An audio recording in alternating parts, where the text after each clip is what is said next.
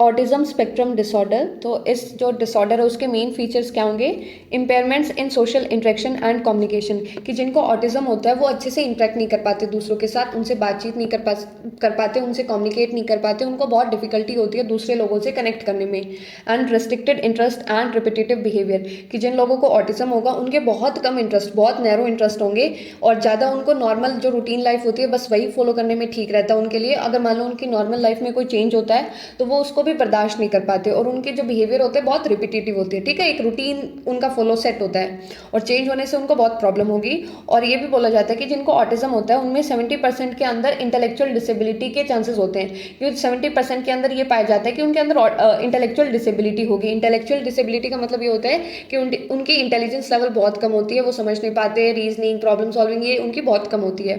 सो उनके अंदर communication and social difficulties होती है। इसके अंदर वो सोशल बिहेवियर को इनिशिएट नहीं कर पाते, मतलब खुद से कोई इंटरेक्शन को स्टार्ट नहीं कर सकते, खुद किसी चीज़ को, किसी बातचीत को स्टार्ट नहीं कर पाते।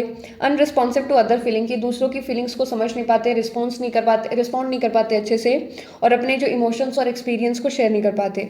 स्पीच प्रॉब्लम्स होती है, यानी कि बहुत के अंदर तो अच्छे से स्पीच डेवलप भी नहीं होती और बहुत के अंदर ये होता है कि वो रिपीटेटिव स्पीच होती है, कि मतलब नॉर्मल जो स्पीच होनी चाहिए उससे बहुत अनयूजुअल होती है, बहुत अलग तरह की स्पीच होती है, ठीक है। और बिहेवियर पैटर्न क्या होता है कि उनके बहुत नैरो इंटरेस्ट होंगे, बहुत बहुत ज़्यादा लिमिटेड इंटरेस्ट होंगे, रिपीटेटिव एक्ट करेंगे, ठीक है।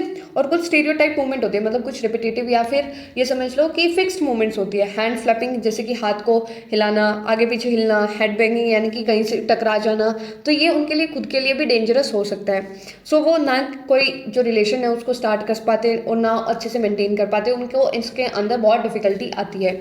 और अगर आपको ऐसे सारे टॉपिक्स को रिवाइज करना है तो आप हमारे चैनल को सब्सक्राइब कर सकते हैं।